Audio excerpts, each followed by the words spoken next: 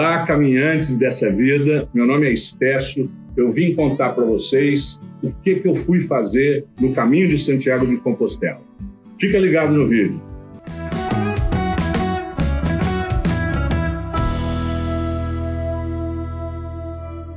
Eu estou começando agora essa jornada para contar o que foi essa experiência na minha vida de fazer o caminho de Santiago de Compostela. A primeira coisa que eu gostaria de falar é que tem duas grandes maneiras de fazer o caminho. Primeiro, tem centenas de possibilidades de caminhos mesmo, né? Saindo de diversos lugares.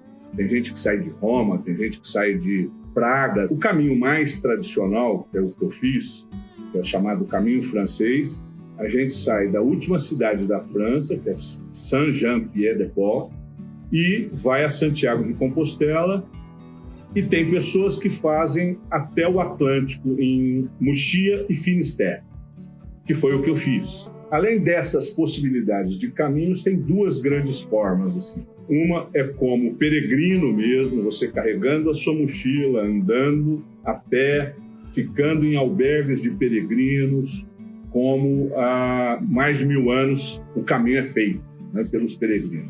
E há uma outra forma mais turística, que você contrata uma empresa de turismo e eles levam a sua bagagem até a próxima cidade, reservam o seu hotel, reservam restaurantes para você ter experiências gastronômicas. Então, é uma outra forma que algumas pessoas podem optar. Mas eu optei por fazer esse caminho como peregrino mesmo, né? De carregar as necessidades todas que eu precisasse, né?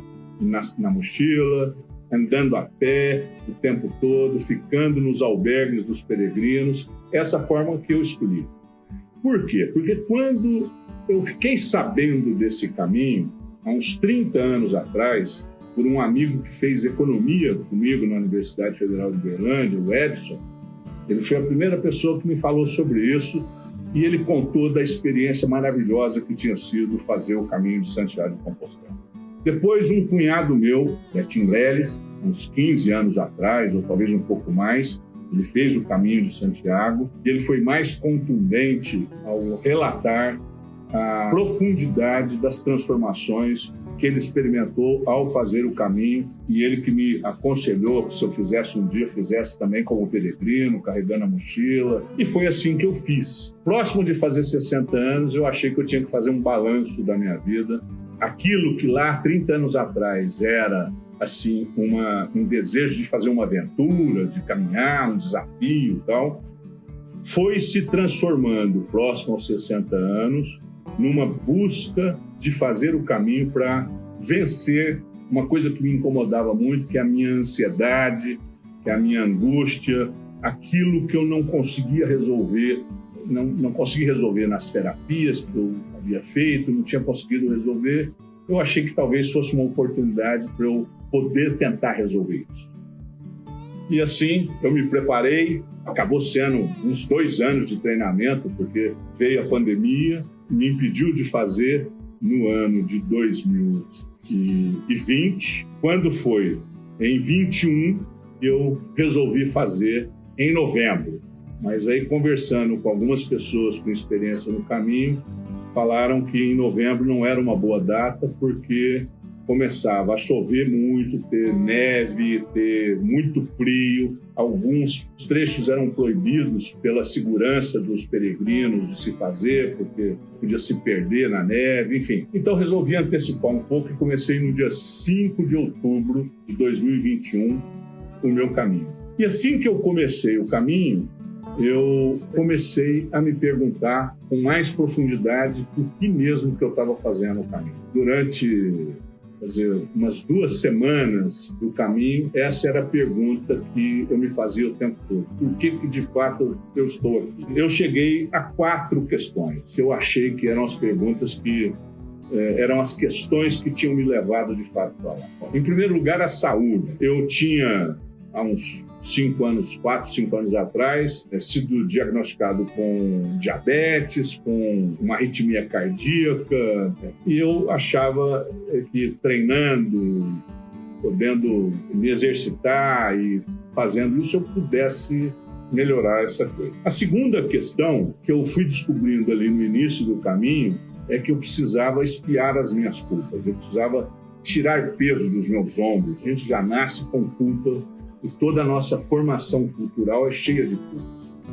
Depois, as culpas das misérias humanas, da responsabilidade de resolver a miséria humana, que também é um pouco derivado da culpa cristã, mas de uma certa opção política que eu tinha feito na juventude também, que me punha todas as culpas das guerras, da fome, das desigualdades, das injustiças, como se fosse responsabilidade minha de resolver na humanidade. E isso pesa, isso foi pesando muito, e eu achei que esse era um segundo motivo para eu estar fazendo essa experiência. O terceiro motivo é que os sonhos da juventude, quando eles desabaram com o fim do socialismo, o fim dessa ideia de igualdade e a consciência tomada de que aquele caminho tinha sido um caminho equivocado de construção de uma sociedade mais justa e tal, ficou um vazio.